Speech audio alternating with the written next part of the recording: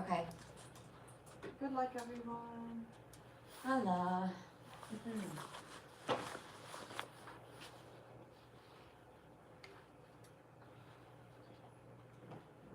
Hi, everybody. Good morning. This is Spectrum News 13. I'm Yvette Brussois. The last 24 hours have been very intense. It's been very busy post-storm now. I'm Julie Gargata. Time for top stories and weather like this. So Governor Ron DeSantis reports at least one unconfirmed death from Hurricane Idalia, and Florida Highway Patrol tells us that 2 men died in separate crashes due to stormy conditions.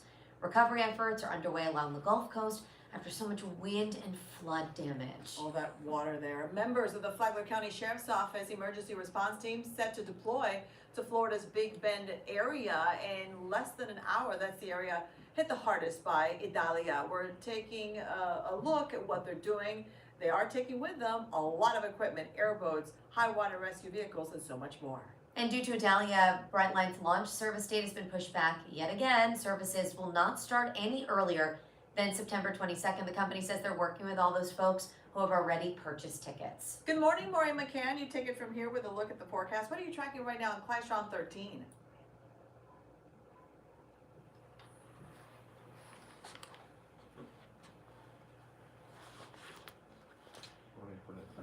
Impressive and scary. And then The two, the parallels. Yeah.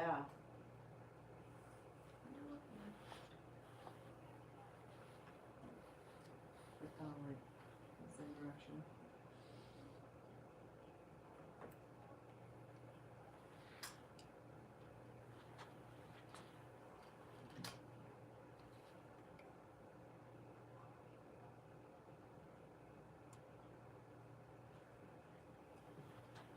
All right, Jerry Hume's got our breaking traffic news and alert for you right now as you head out the door, Jerry.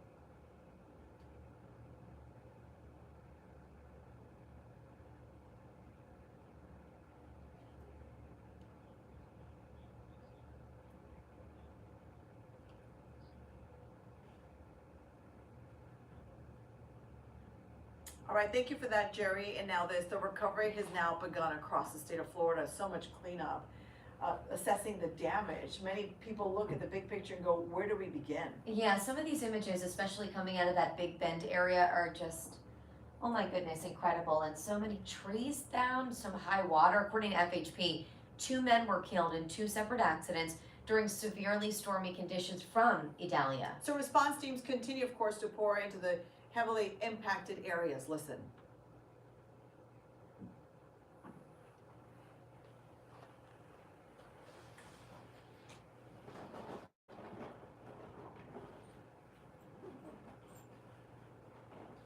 And that was the governor, of course, giving those statements. Here now, a live look at Myrtle Beach this hour. Parts of South Carolina feeling the effects of what's left of Idalia as it continues to move northeast, as Maureen McCann just told you seconds ago. By the way, she's coming back in a moment with more on weather on the ones. You can see the wind blowing very little there, the palm trees, but trust me, it's going to start whipping up in a little bit.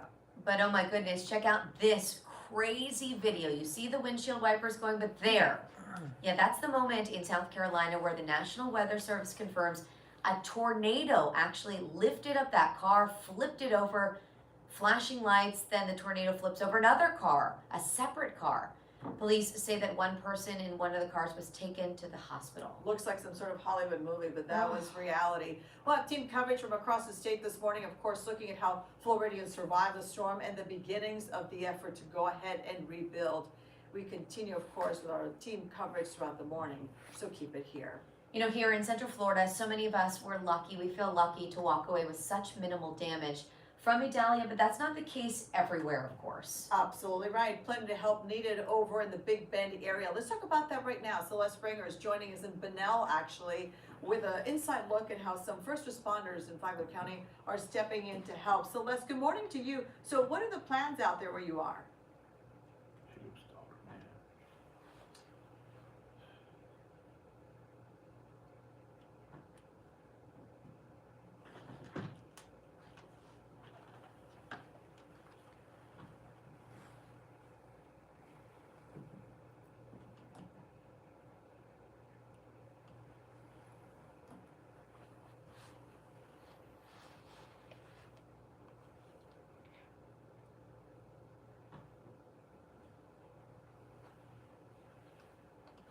You want me to send it to Shan?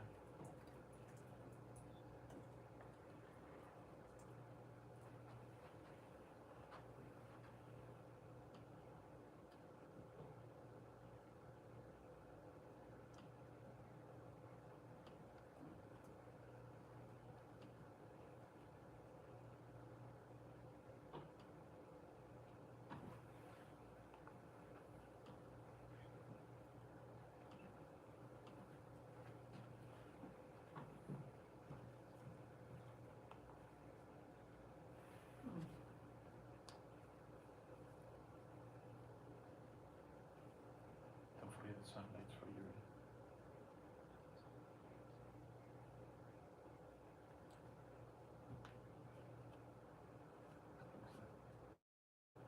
Looks like a horror movie.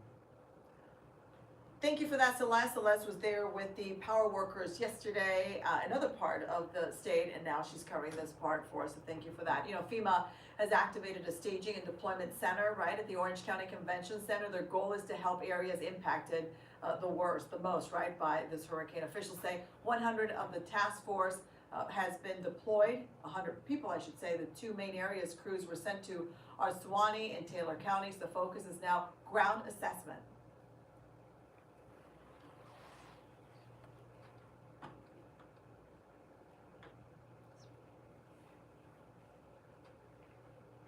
Absolutely right. You know, one of the challenges officials are facing right now is that communication is limited, which is sadly what we see often after a storm, because some areas simply do not have cell phone service right away, making it difficult to assess their.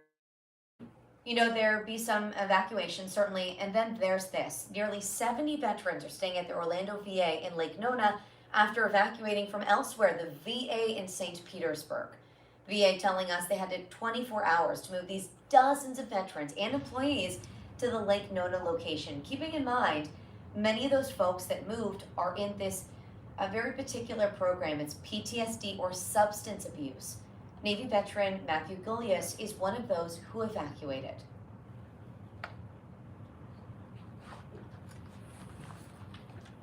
No way of traffic. No way.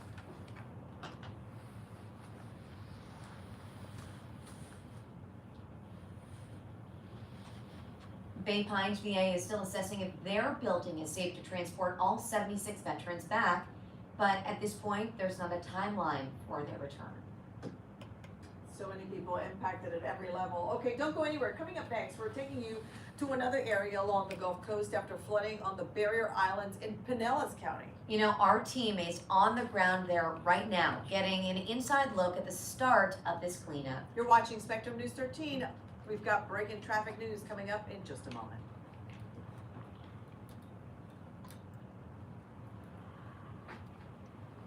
Great job.